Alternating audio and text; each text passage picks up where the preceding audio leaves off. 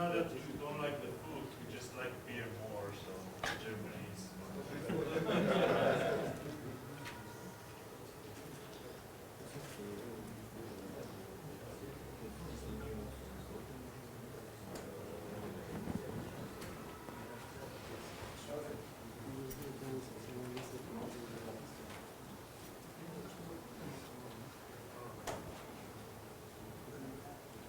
Sì, tra 20 secondi inizio.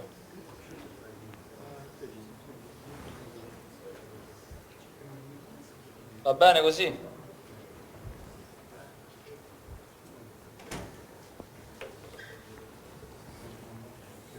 Inizio ora. Hello and welcome back to Room Ravioli. Our next speaker is going to be Andreas Pelme from Sverige, and he's going to be speaking about testing Django applications with pytest. Andreas?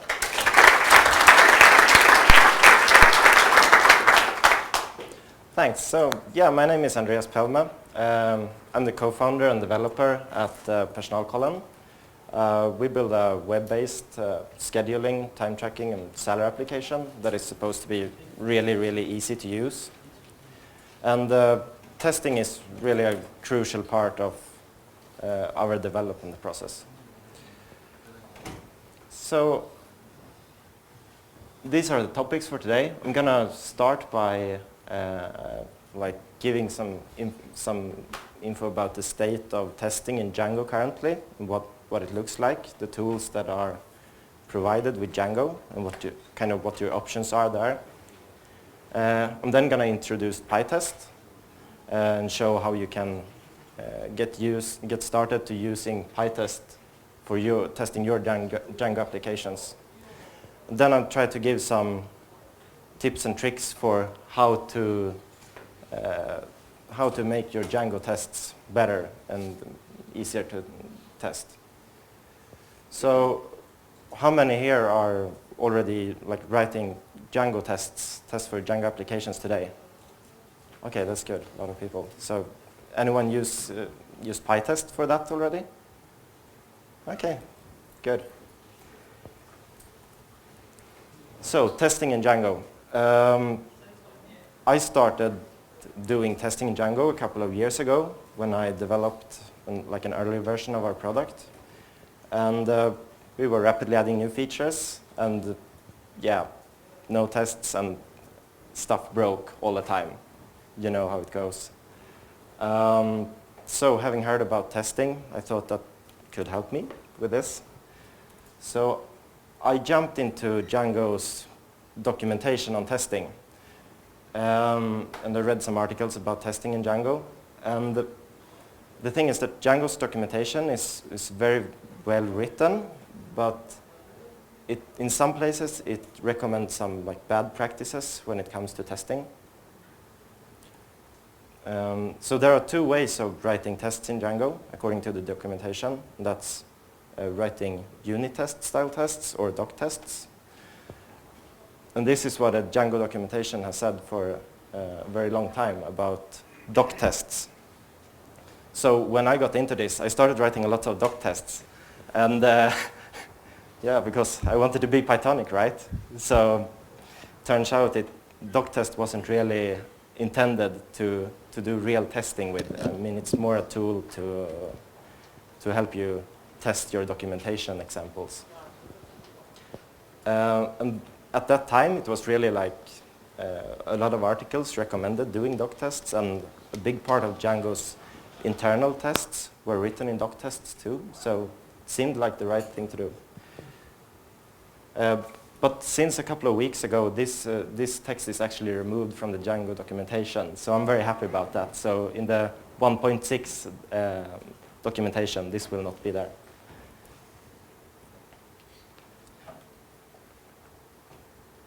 And yeah, apart from the doc test stuff, there are other things that can be improved too. And I'll come back to that during the talk and try to point that out and give another approaches instead. So yeah, I went with unittest instead, and you probably recognized this if you've been writing tests before. So the Django testing stuff is based on the unittest library, and the unittest library is included in the standard Python library.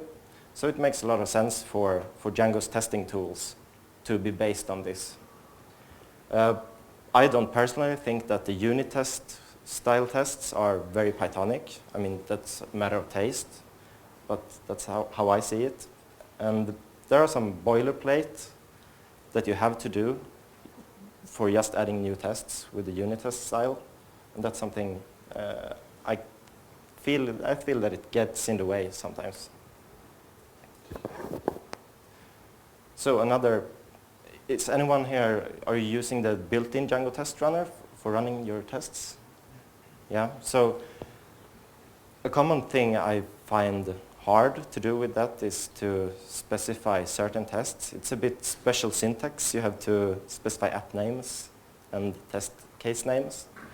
So that's a bit cumbersome, I think. So it basically goes through all apps in installed apps and find all those tests in the tests module in each app.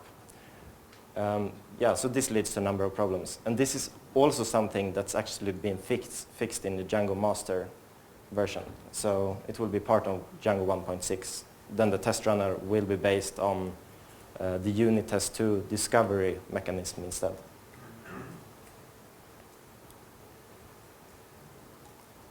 Yeah, so things are improving in Django. 1.6 will be a good release when it comes to testing.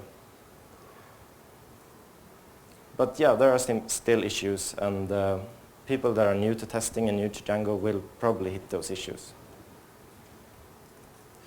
So if you take a look outside of Django, you'll find that there are a lot of other testing tools in the Python ecosystem. These are some of them that you might recognize, and I encourage you all to check them out because a lot of this stuff can be used with Django. But this talk is, of course, about py.test or pytest. So what is pytest? It's basically a testing tool that has some very innovative features, I would say, that simply makes testing much easier and better. It's used in some large projects that you probably have heard about. And there is a very powerful plugin system that comes with pytest. And there are hooks for customizing pretty much everything. And this makes customizations very easy, both for your own project and if you want to write plugins. So these are some of the plugins that you can use right away by just installing them. But the thing that I like the most with pytest is that it allows you to write tests in a very Pythonic style. So let's have a look at some code. This is, how many recognize what this is? Yeah, it's the standard Django test case with using the unittest module. And this is using the test client, which fires off a request at that URL, and then it makes sure that the response has the correct status code and that the body of the content is hello world. So you should notice here that it uses the self-assert equal to do the actual assertion, and you need to create subclass from the test case just to have this working. So this is what the same example would look like if you wrote it in the pytest style instead. Yeah, so notice that there are no imports, there are no subclassing going on here. There's literally no boilerplate code. It's just a test. So I think this is a very Pythonic way of doing this test. So by just adding the client as the argument there, pytest figures out how to instantiate this test client and inject it to the test. If you think this looks a bit like magic, I'll come back to this later, how this works, to explain it more, but it's a really useful feature of PyTest. So, and note that the assertions are made with the assert statement rather than the assert equal method. This is what it looks like when you run this test. So this actually fails because the view returns the wrong output. And even though we're using the assert statement, we still get a very nice diff of the failure. So we're not just getting a plain assertion exception, which would have been pretty useless. And this assert statement, it works with pretty much anything you throw at it. You can check for existence in lists. You can do operation on dictionaries and sets, and it will, in most cases, it will give you a very good output. You're not going to miss these.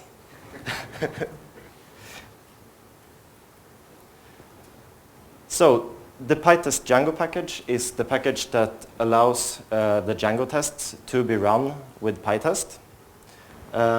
So it basically makes sure that the test database is available for your tests so that you can make queries against it. Pretty much like the same way that Django's test framework works. There are also some nice helpers for doing Django testing stuff, like the client that I showed you earlier. I'll come back to this later. So it's really easy to get started using this for your own tests. I'm going to assume that you're using pip and virtual env. So this is how you install it. And by doing this, you also get PyTest automatically.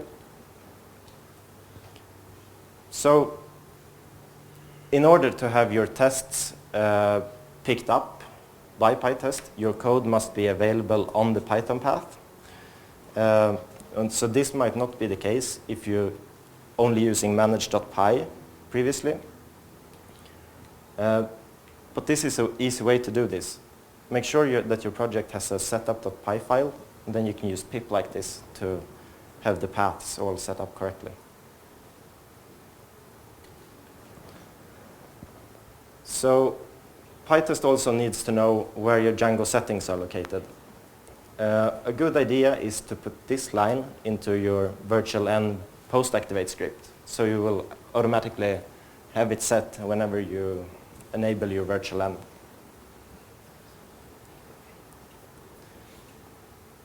There's a very nice side effect of doing this actually, because if you have your code on the path and you have the settings module, you don't have to go manage.py shell to get the Python shell anymore. You can just do Python and start importing things right away. So, I mean, this is a good thing to do anyway.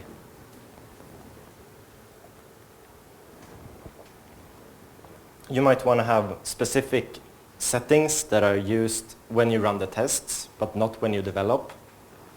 For instance, you might want to put a faster password hasher in there when you run your tests. You can just set that in the pytest.ini file that you have to create. So how to actually run the tests? So py.test is not invoked with the manage.py test command, as you might be used to. So you instead use the pytest command. It's very easy.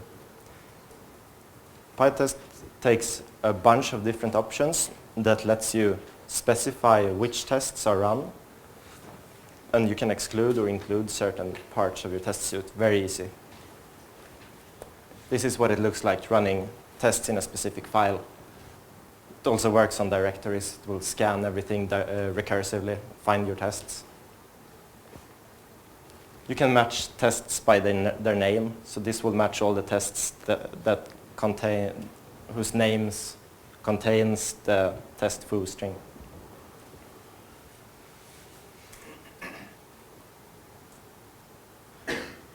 So PyTest looks for files and modules rather than going through the installed apps to find your tests.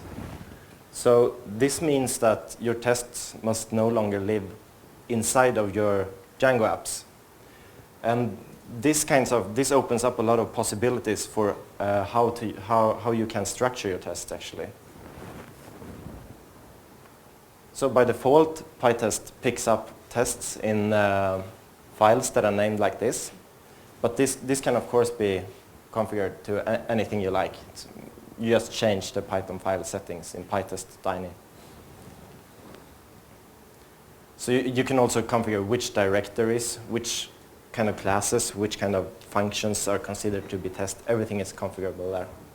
But it gives you nice defaults.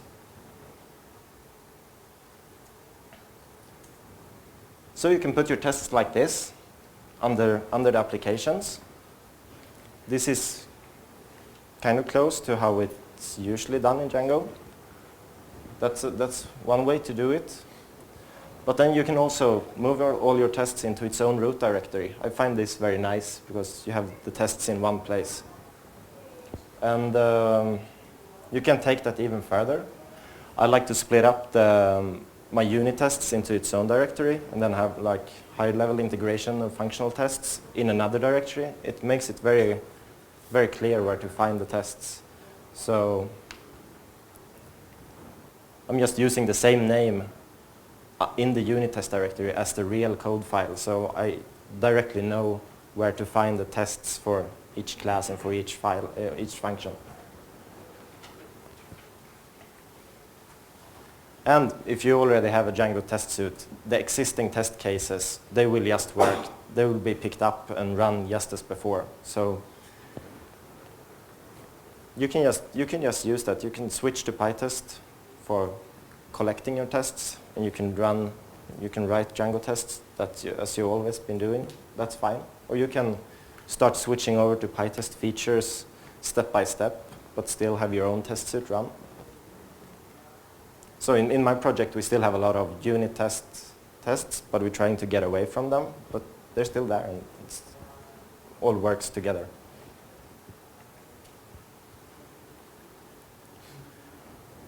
One nice thing that pytest-django provides that's not included in the Django test runner is the ability to save the database between test runs.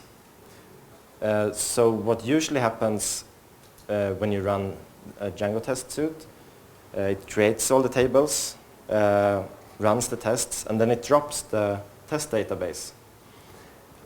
If you use this option, it won't actually drop the database after the tests are run.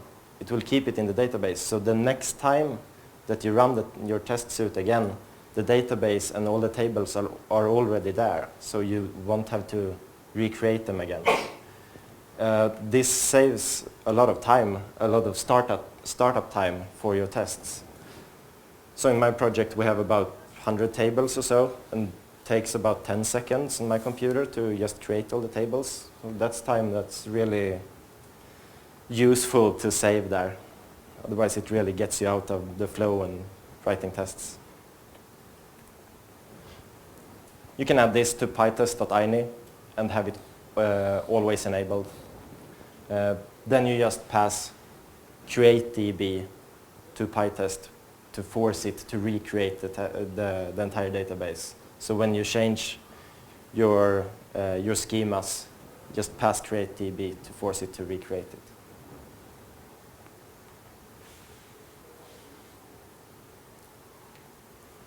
So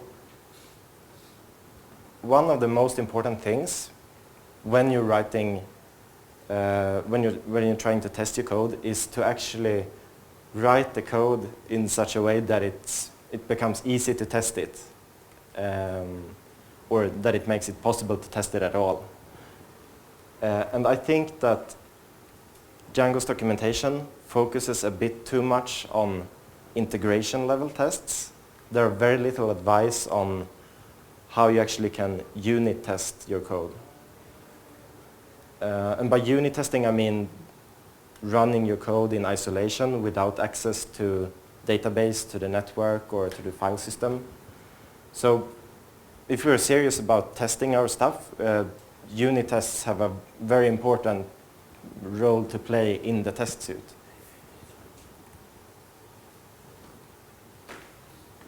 Yeah, I mean, the secret are really writing testable code. That's the hard part. This quote is from Misko Hevry. He's an engineer at Google. He knows a lot about testable code. He's given some presentations that are available on YouTube. You should really check them out. Anyone recognize these files? Yeah. So these are the files that you get when you do startup in Django. And sometimes people seem to forget that you can actually create your own modules beside these files. Yeah, so you might create the admin and forms file, but don't stop at this point. Create new files and put your own logic into those files. Try to separate your own application as much as possible from being tied in a view. So this will make testing much easier. Separate your own stuff into its own files so that they can be tested in isolation. A place where this is especially important is views. So if you write all of your application logic inside of your views directly, it will be very hard to test them because your only way of really calling that view is to give it a HTTP request. So you basically have to use the test client or something similar to that. You can, of course, start mocking things out, but it gets very hard. So views, I think they should really be the place where things come together in your application, where you glue all your logic together, but it's not a place to put the logic itself in. So I'm going to show an example to try to make sense of this. So let's imagine we have this view. It doesn't look that bad from the first sight, but it is problematic to test mainly for two reasons, I would say. So this is the first problem. It's hard to, now gets called in directly on the datetime here. So it's hard to change the time, when you want to test with different times of the day here. And the only way to test this is probably to monkey patch on daytime, which happens to be very hard, especially for daytime, since you can't really just set attributes there. The other problem here is, usually, in this case, we might be able to just test it directly, since there are no other dependencies. But usually, views have a lot of other dependencies, like databases and middlewares that needs to be run before to set certain things on your request object. So it's very hard to cover the different branches and the different things here. So I would break this out into its own function. This is the application logic. This is the things that are really important that goes on here. So by breaking this out, we do not depend on Django in any way, because this code does not care about HTTP or Django or views, really. It just takes the time of the day and return the greeting. So this becomes very easy to test because you just pass things in and you look at the output. It's very, very easy to cover all these cases in unit tests. And you can test it completely in isolation. So notice that this is much better than calling now here too, because then we would still have the monkey patching problem if we got the time directly. So this is what the view will look like if we do this instead. So it's much simpler. But we still need to test the view, of course, to make sure that everything is hooked up properly with each other and that it actually works.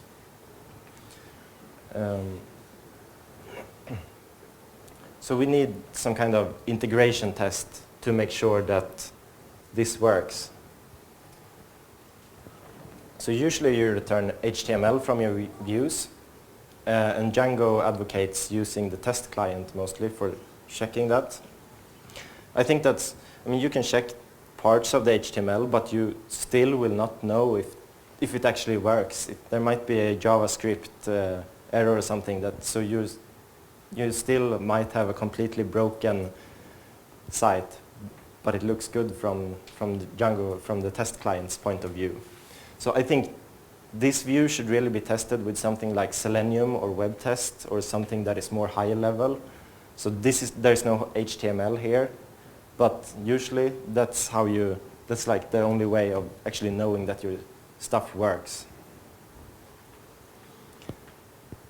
And it's probably enough with one integration test for this because there are no branches in it. So yeah, you can keep the integration tests very few and test all the tricky cases in your unit test instead.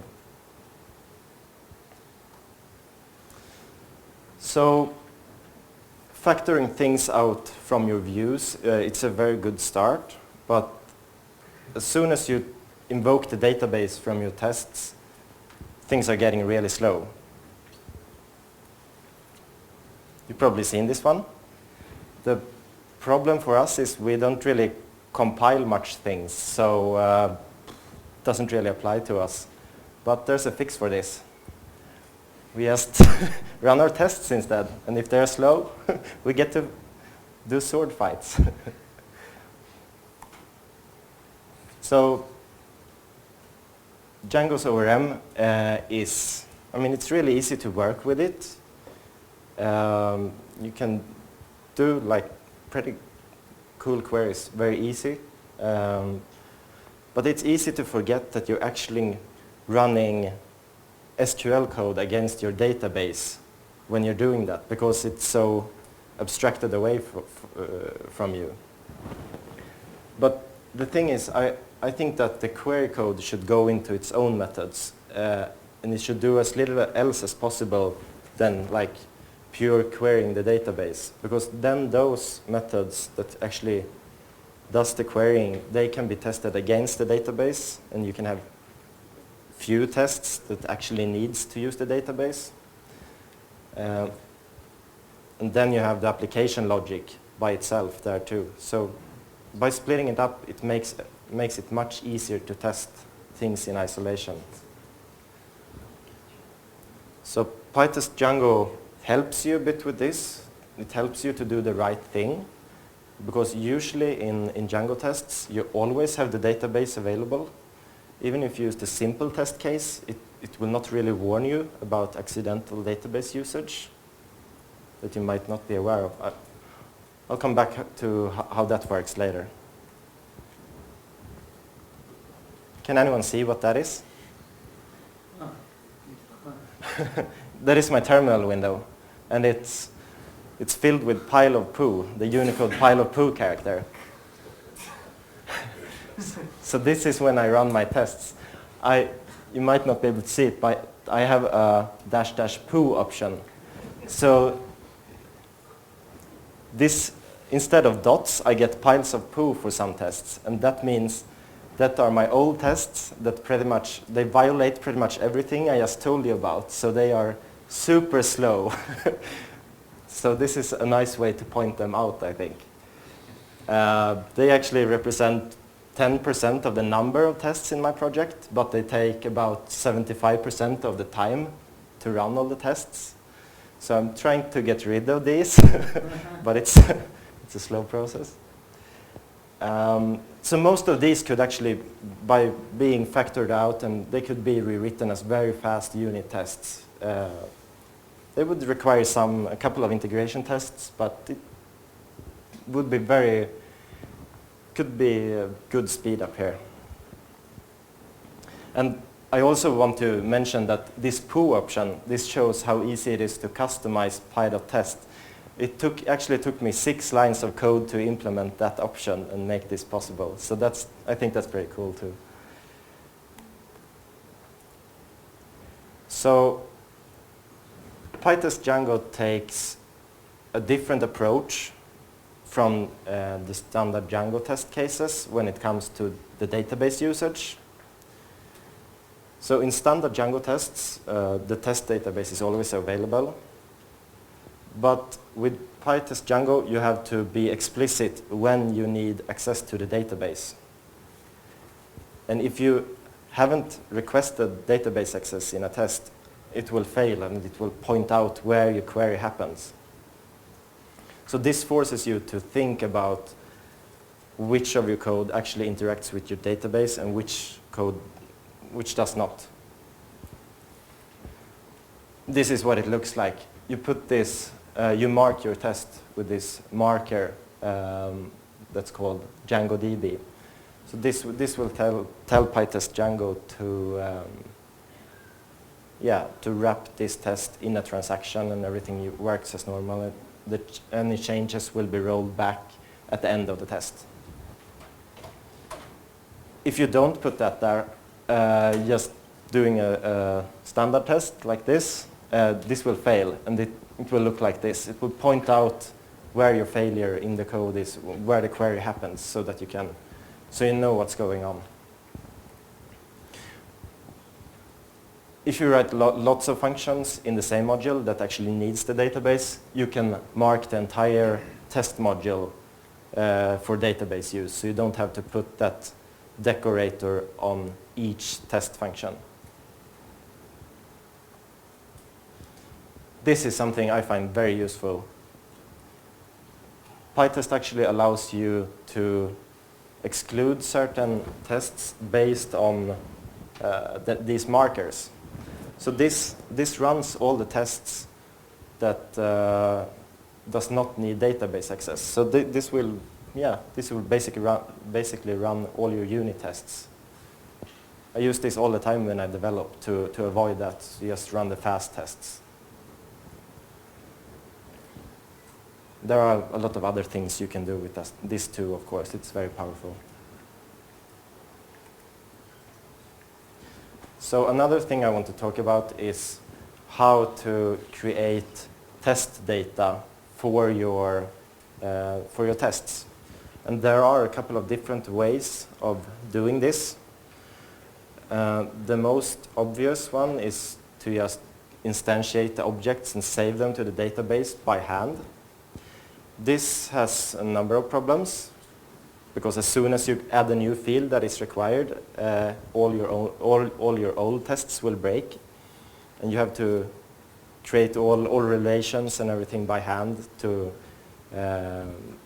make sure that the database constraints that your data fits within there.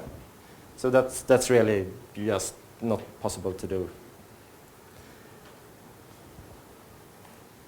The way it's recommended in the Django documentation is to use something called fixtures.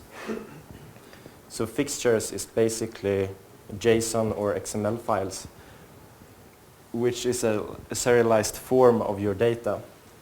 Then Django loads this data into your database before the test runs, and it removes it afterwards. So this is one point where the Django documentation is really helpful, because this is generally considered to be an anti-pattern. It makes it very hard to maintain your test data, and all of your different tests are probably going to need different test data. So you have to be very clever to construct fixtures that match all of your tests. That will be helpful there. Or the other way would be to create different fixtures for each test. But then you will have to maintain them all instead. So it's not a good solution. So don't use them. The solution I found is to use something that's called like factories. I use a library that's called Factory Boy to handle this. It has some nice helpers. So imagine we have these models. We have a person that belongs to a group with a foreign key. And we also have this method on the person that actually returns the first letter of the related group. This is how you would write the factory classes for these models. This will then know how to construct objects with test data for you with these attributes. So you specify the relationship here too and points it at that factory class.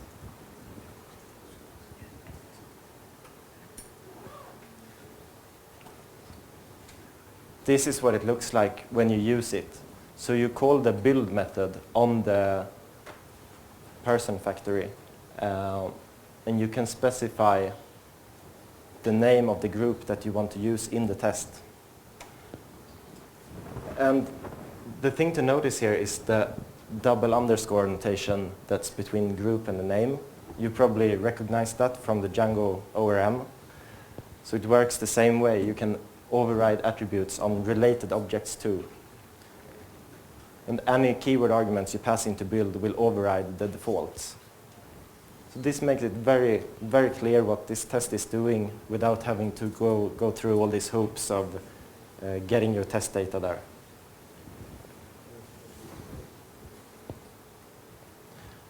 And you can change build. If you change that to create, these objects will actually be saved in the database so that you can do queries against them. So you can use these factories both for unsaved data and for data that are actually saved in the database. This makes it very flexible to use these.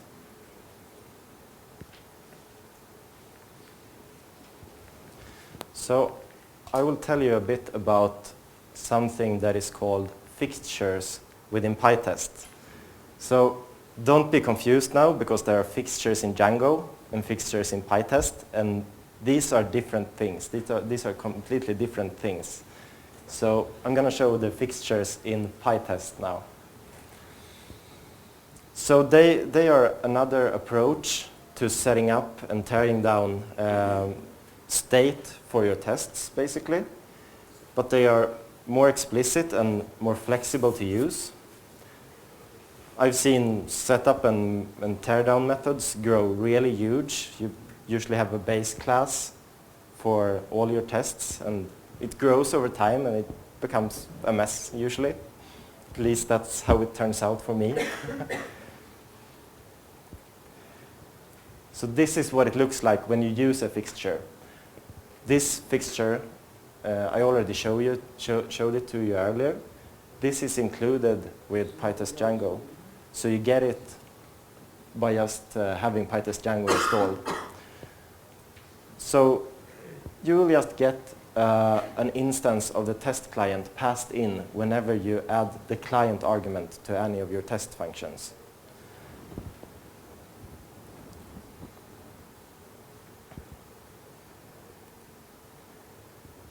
This is another fixture that is bundled with pytest-django.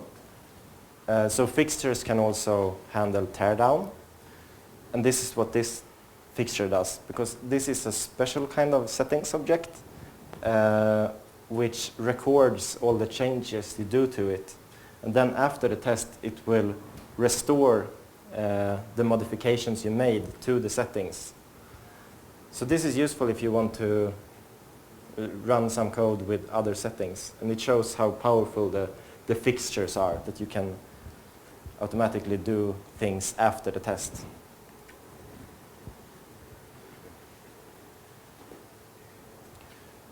But the best part about fixtures is really that it's really easy to create your own fixtures.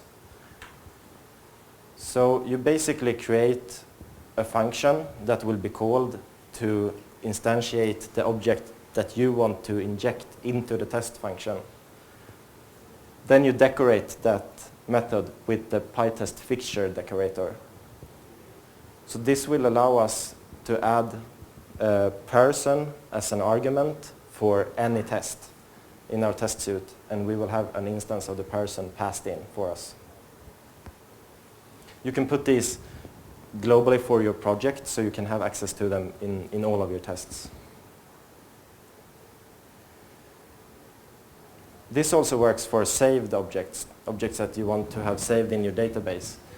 The thing to notice here is that in order for that to work, your fixture needs access to the database. And the Django DB marker does not work for fixtures, so you have to put in the DB argument to the fixture itself. So I don't have time to go more deeply into these fixtures, but they are a really powerful feature, and I highly recommend that you check them out. I'm just going to give some recommendations on some videos, some presentations. The first is from Carl Meyer. He's a Django core developer. In this presentation, he shows a lot of best practices when it comes to testing in Django. So you should really check it out. You can also, if you missed Holger Krekel's talk the other day on pytest, you should check that out too. He goes into more detail on how to use fixtures, and he shows other parts of pytest. So I highly recommend both of those. So there's also going to be a sprint on pytest tomorrow here at Europython. So Holger Krekel and others will be there to work on pytest. I will probably work on pytest-django to make it handle parallelized test runs. So everyone is, of course, very welcome to join us. Just add your name to the Europython sprint page if you're interested. So I just want to point out again that pytest and pytest-django works with both worlds. So your existing test suite will most likely just run as is. So you can, it's really easy to change, to switch to pytest, since it's so compatible. And then you can migrate to pytest style tests over time, as you see when you're writing new tests or when you're changing old code. So I hope you all picked up something useful and that you try out pytest for your tests. And yeah, thank you for listening.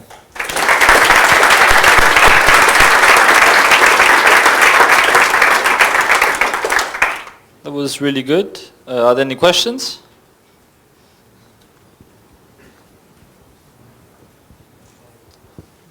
Hello, thanks a lot for this awesome talk. I have a few thousand questions. I hope you have time. Sure, go ahead. Just quickly, you talked about the test database and that you can reuse it. Yeah. What's the name? Is it test and the project name like in Django? Yes. Or? Okay, perfect. What happens if you use assert with your assert and then comma and your message like you can do usually? Will it display it also? I think that the message will be shown to them. I'm not entirely sure, but yeah, I think so. Yes. Yeah, Holger is the author of pytest. You should probably ask him. Also, I saw it was very funny, the pile of poo thing, so I would be interested to see how you do that. Yeah, maybe I should package that up as pytest poo if anyone is interested. But what was missing, maybe, I don't know why, but can you see the time taken for the whole test run? Yes, you can actually specify different options with different verbosity levels. So if you pass -v, you will have the timings of the test run, and you can have different ways of showing the test results. Okay. Do you have something to add, Holger? And that's the last one, sorry. Just a quick thought. I saw there's the markers thing. Yes. And that you can only run the test for the database or stuff like that. Can you add a marker for functional test, for example, and say, okay, this is a... Yes. And then run only those? You can create any markers you like, and you can name them anything you like. and then you can filter on those. Yeah. Yes. Yeah, I had a small question about markers as well. I assume you can combine multiple marks on test cases. Is that true? Yes. And how do you I then? think so. I think you just put multiple decorators on each, and you can also put. I show the pytest mark for an entire module. I think you can put a list of markers to mark multiple tests. Yeah. Okay. Yeah. Thanks.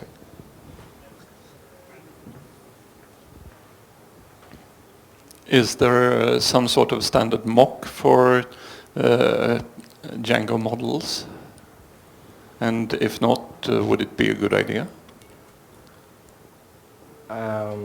It's a good. I know there is a. I'm not sure what it's called. There is a package that mocks manager and query methods. I can't remember the name of it right now. So I can look that up, but I'm not really sure. I think it's if you separate your code into put the querying code in one place and put your logic in one place, there's not much need for any special kinds of mocks, I think. But that's, of course, it depends on what you do. I have another question. You've been recommending Factory Boy. I've been using a different library called Model Mommy. Yeah. So there you can just say mommy make and then pass it a model, or you can even pass a string with the name of a model, and it's going to create an instance with random data, and it's going to change every time. So is there a similar option in Factory Boy? I'm not sure actually, but that sounds really useful. Then you don't have to type out the definitions for the factories. Yeah. I think there are other alternatives too, and you can create factories pretty easily by just doing a dictionary with defaults and then updating that dictionary if you want to do it by hand for simpler things. So that's also a possibility. Okay, so you were saying about separating your models and your query logic from the business logic. Yeah. Could you talk more about that? What would the query return? How many query methods would you make? How would you organize them? So basically, I tried to put the querying code on managers. So they do any complex querying, and then they just return a query set. And then I take that query set and pass that into like the application logic functions. So the application logic functions basically get a list of model objects. And then it becomes very easy because then you can just create your own list of unsaved model objects and pass those into the logic functions. So that's the kind of separation I usually do. And I mean, I guess how many or how much you split it up depends on your project and what things you need to do.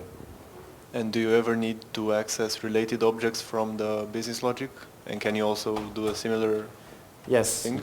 Yeah, you can, for instance, with the person and the group, if you use the unsaved objects, you can just access by the attribute for your unsaved objects too. So you can pass any objects in there. Your application logic does not need to know about if it's saved or if it's not most of the time. Did that answer your question? Anyone else?